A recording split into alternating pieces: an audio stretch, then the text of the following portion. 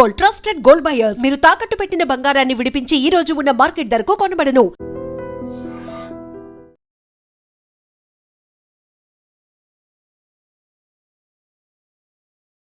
దేవుడి సొమ్మునే దొంగిలించారు. అయోధ్య రాముడి హుండీకి కన్నం వేసి కోట్ల రూపాయలు దోచేశారు.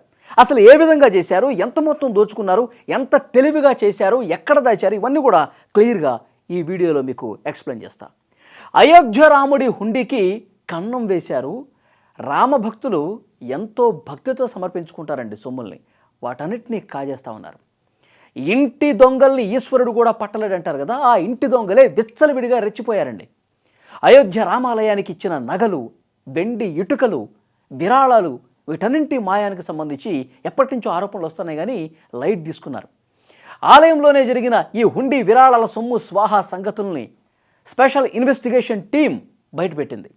శ్రీరామ జన్మభూమి తీర్థక్షేత్ర ట్రస్ట్ ప్రధాన కార్యదర్శి చంపత్ రాయ్కి అత్యంత సన్నిహితుడిగా ఉన్నటువంటి టిన్ను యాదవ్ ఇందులో కీలక సూత్రధారిని తేల్చింది.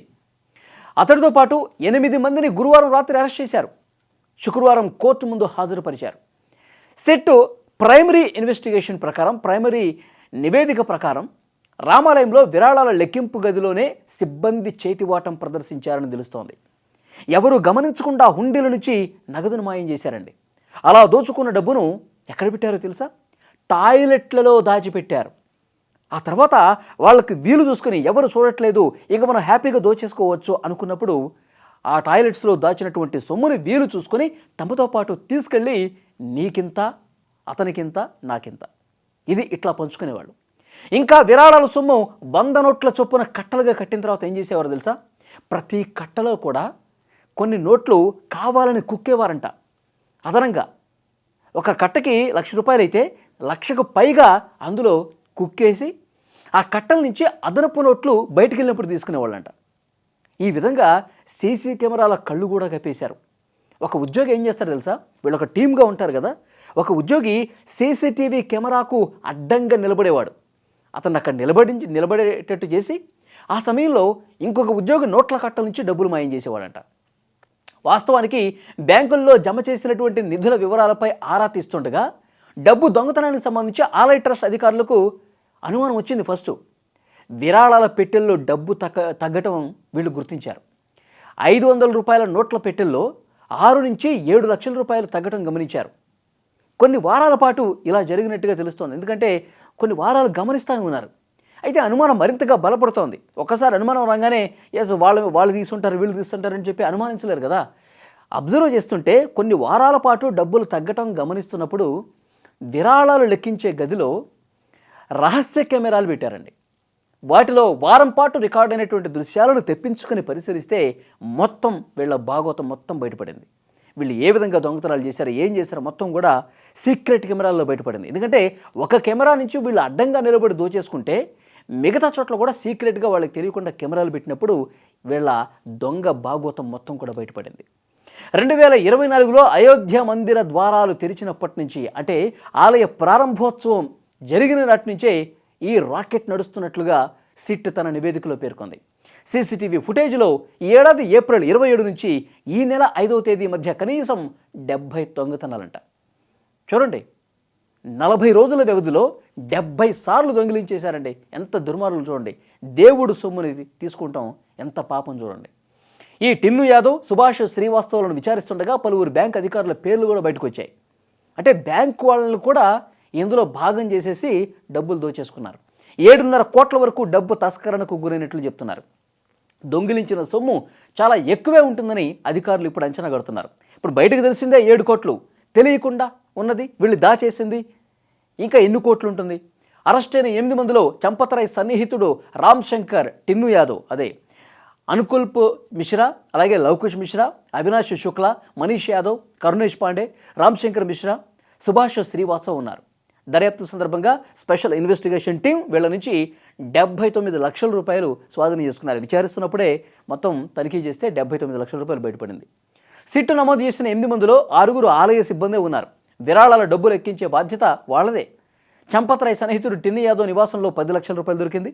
విరాళాలు లెక్కించే వాళ్ళు అత్యధికంగా సిఫారసులతో ఉద్యోగాలు పొందిన వాళ్ళేనట. అంటే తమకు అనుకూలంగా ఎవరుంటారో ముందే ప్లాన్ చేసుకుని వాళ్ళని ఉద్యోగాల్లో జాయిన్ చేపించి వాళ్ళ త్రూ డబ్బులు నొక్కేశారు.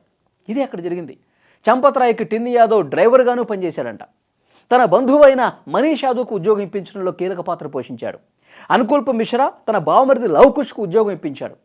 విరాళాలు కౌంట్ చేసేటప్పుడు ఆలయ అధికారులు ట్రస్ట్ నిర్లక్ష్యంగా వ్యవహరించినట్టు సిట్ పేర్కొంది. అంటే కనీసం అలా ఏ విధంగా గాలికి వదిలేస్తారు?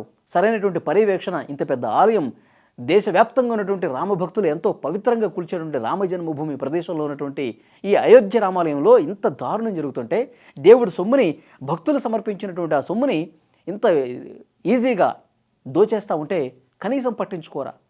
ఇది అక్కడ నిర్లక్ష్యం కొట్టొచ్చినట్టుగా కనిపిస్తుందని చెప్పాలి.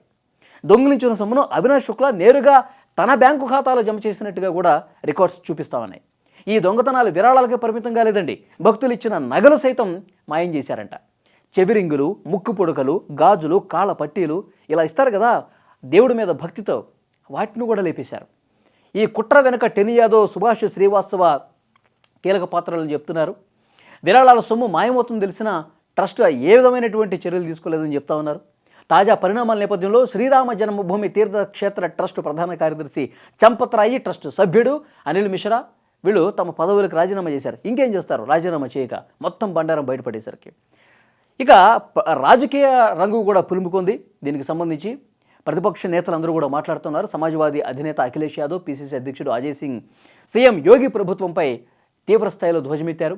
పలుకుబడి కలిగిన వ్యక్తులను రక్షించాక ఎఫ్ఐఆర్ నమోదు చేశారని అఖిలేష్ ఆరోపించారు. అంటే ఇందులో పెద్దవాళ్ల హస్తం కూడా ఉంది. భారతీయ జనతా పార్టీ నాయకులు ఇందులో వీళ్ళ పాత్ర కూడా ఉంది.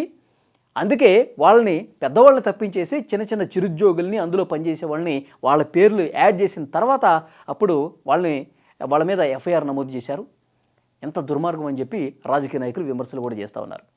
సిట్టు నివేదికను ముందుగానే సిద్ధం చేసి దానికి అనుగుణంగా దర్యాప్తు చేశారని చెప్పి విమర్శలు చేస్తున్నారు. అవినీతి ఆరోపణలు ఎదుర్కొంటున్న, అలాగే ఆలయ నిర్మాణం, ట్రస్ట్ కార్యకలాపాలు పర్యవేక్షిస్తున్న చైర్మన్ నృపేంద్ర మిశ్రా, చంపత్ రాయ్, గోపాలరావు, అనిల్ మిశ్రా పేర్లు మాత్రం లేవని ఆక్షేపించారు. ప్రజల విశ్వాసాన్ని దెబ్బతీసే వాళ్ళని ఉపేక్షించలేదని మరోవైపు యోగి కూడా చెప్తా ఉన్నారు. అంటే మొత్తం జరిగిపోయిన తర్వాత ఇప్పుడు వాళ్ళ మీద చర్యలు తీసుకుంటాం, వీళ్ళ మీద చర్యలు తీసుకుంటాం అంటే ఇప్పుడు భక్తులకి ఏం సమాధానం చెప్తారు?